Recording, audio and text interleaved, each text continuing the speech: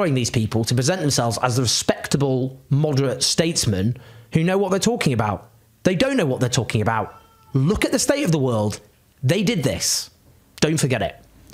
Please like and subscribe. Do share the video. Owen Jones. Now, to his point, real quick, about those respectable people who were doing this, you now know and can't be gaslit that Iran just didn't attack Israel out of nowhere and that they were nudged. If you've been paying attention for the last hour and a half, they were just nudged. Sound investigations, nudge. Is that like the Maidan coup in 2014? Very similar. And the Minsk Accords, which followed. I'm just, asking for a friend. Ask for a friend, because these are dangerous questions. Now, this is the current crime minister over in the UK. And regarding the Iran attack, he says, quote, "I condemn in the strongest term the Iranian regime's reckless attack against Israel. These strikes risk inflaming tensions and destabilizing the region. Iran has once again demonstrated that it is intent on sowing chaos in its own backyard." Now, you cannot say those things about Israel because that wouldn't be true. But he could say those things about Iran because apparently it is true. He's the prime minister. He's the one who can manage the melee, so to speak. The world's biggest arms dealers are which two countries again? They got red, white, and blue. Maybe it's France. I forget. But they also bring up this concept of suicide drones. Sounds scary, huh? You got to be kidding. Right? It's in a bunch of the stories, bro. Suicide drones, which is like redundant because that's what a drone is in the first place. We're like back in kamikaze land, right? The Pacific Theater, It's all divine wind. They're blowing it out their ass, though. That's the problem. So, suicide drones, that's part of the claim, and the whole process of nudging Iran should now be open, clear, on the record. It's like they're doing it, and that's why we sent carriers over there. It wasn't because of Hamas that we sent the USS Gerald Ford, the brand new aircraft carrier, over there. The people who are in control have been trying to go to war with Iran for a long time, and you got to work your way up to it because it's 4 times as big as Iraq. It's a big country, and it has powerful allies, formerly communist nations, and it has been destabilized by the British and Americans time and time again. Whether it's Operation Ajax in 1953 or the so-called hostage situation for 444 days, and then the October surprise. And BCCI, I believe, started. Yes, they leave that out of the Ben Affleck movie, though. Yeah. Oh man. There's no BCCI in the Ben Affleck CIA. Chapter 7 of the hostages. Right. Chapter 7 of Whitney Webb's One Nation Under Blackmail, the first volume that you just had on screen, is all about that. I'm pretty sure the individual Hassan Abadi, I thought he was Iranian. No, he's Pakistani. I'm sorry. Well, okay. if you go back, there's a lot of Iranian connections, but there's a lot of other connections. There was this whole thing called Iran Contra, and in the midst of it was Adnan Khashoggi, right? Adnan Khashoggi, and the other dude who's dead, Dodi Fayed's kid. And there's a whole bunch of people involved in all that sort of stuff. So that's the Jeffrey Epstein territory. That's the Robert Maxwell territory. Epstein was groomed by Robert Maxwell, it seems, because his daughter continued to manage the business. She's the higher echelon socialite that can introduce him. Epstein had a meeting with the Queen back in the 70s. So somebody brought him in and said, "This can be a useful idiot, Your Highness." Yeah, this is a good point. And Diddy's also using the same lawyer that Ghislaine had. Yeah. Which is interesting. Right. Almost as if the CIA says you have to take this lawyer because this is how it works. So yeah, you're right. Operation Ajax, 1950s. Then we have the Iranian hostage crisis, late 1970s. Then you have Iran Contra, which are selling arms to Iran in the 1980s. So it's it says it's not as if there haven't been many proxy destabilization events that have occurred over the decades in Iran. And that's probably why there's so much cultural and political turmoil in Iran right now. We played the Muslim Skeptic many weeks ago, talking about why other predominantly Islamic or Muslims, this means those who practice the Islamic faith. So Muslim nations are not supporting, the Palestinians in the Gaza Strip. Well, it's because most of them have been gotten to by the West, right? Iran has been one that's like kind of still bordering. You know, in the 2010s, we had the color, more of the color revolutions. What happened to Gaddafi? Well, how much was he, secular regime helping to, um, not only stabilize his nation state, but help with the education index, healthcare index, all these sort of indices used by like the Economist for trends in regards to that nation. And all of a sudden, what happened to him? I'm asking for a friend. Oh, and then like Syria and Egypt, I'm asking for another friend. Yeah, and no one's supporting Muslim them all of Brotherhood, a what? sudden. Yeah, right. Yeah. Oh, yeah, that's right. ISIS and Yeah. ISIL, what were they born out of? MI6's program. Muslim Brotherhood, right? Yeah. They're out of they handed over to the U.S. as The St. John Philby the program from right. 1924 to 1928 that helped to create everything. Who was his father? St. John? No, Kim was his That kid. was the kid. That's He's the right, communist St. infiltrator. John was St. Yeah. The Cambridge Five and Victor Rothschild. That was 50 years later or 25 years later. Yeah, so we got to make sure you get your Philbys in accurate order. Also, I wanted to point out, anytime someone says like it's the Muslims or it's Islam, anytime they say something like that, like they get my attention because I want to say, oh, you're interested in Islam. Are you talking about Sunni, Shia, or nation of? Yeah, right. Yeah. Because if they don't know the difference, if they don't know that like Iraq, that's an Islamic country, right? They got some Islam there. And they fought with Iran in the 80s with chemical warfare and horrible things. And they also have Islam there.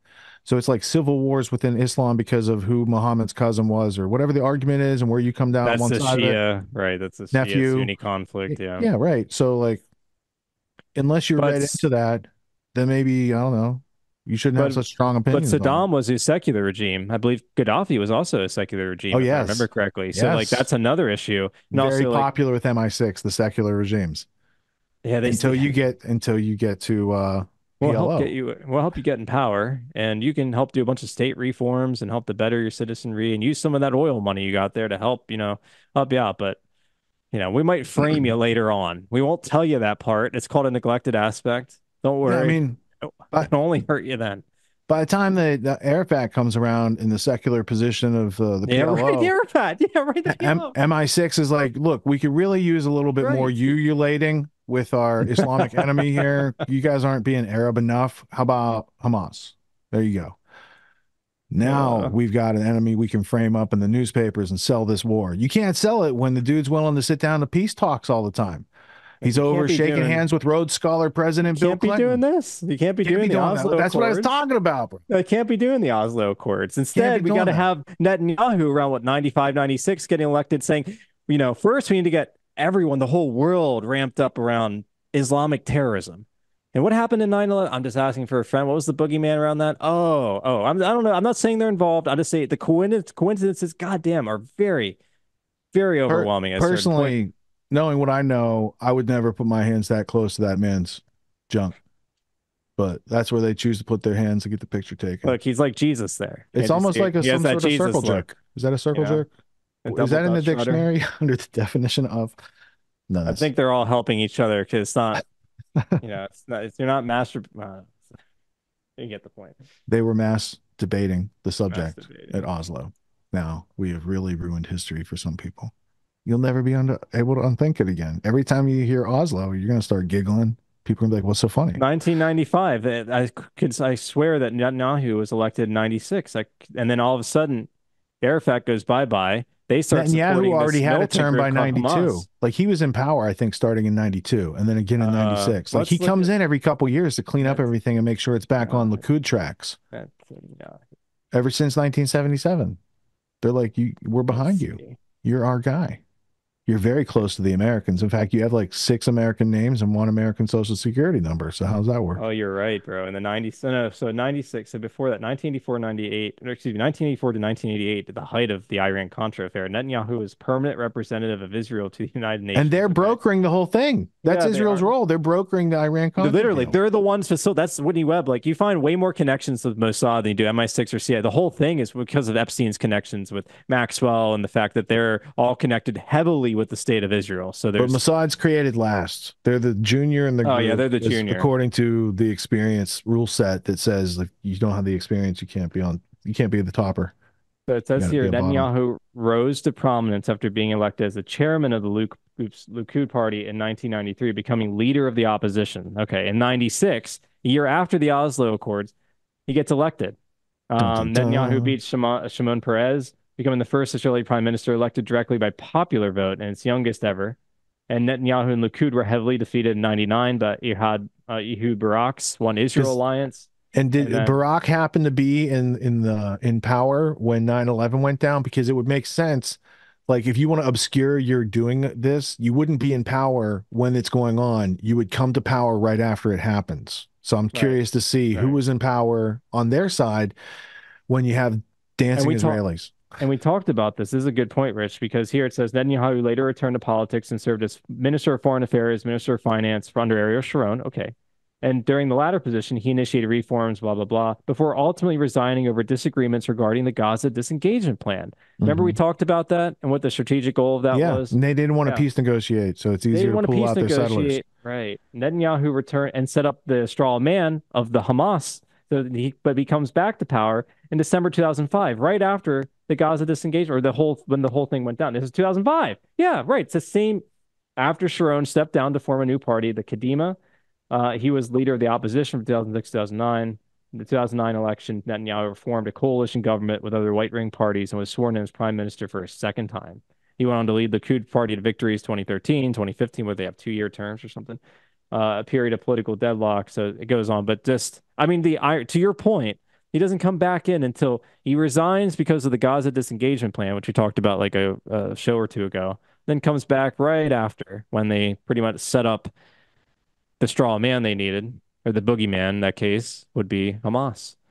And to my other point, if you want to pull off some covert operation from your position in power, you wouldn't do it when you're in power. You'd set it up when you're in power and then do it when you step out.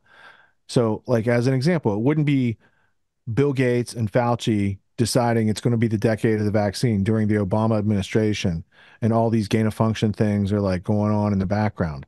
They have the ability, they could do it then in 2013, 2014, 2015, 2016, but they're like, wait, if we wait until this other guy's in office, we can hang it on him, and they'll never even see that it was us.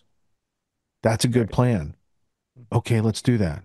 Yeah, scapegoats are very useful, and they have quite a history. Goading many. Scapegoats do. So scapegoats, Judas goats, sacrificial. There's a whole bunch of that history. I don't know where it comes from.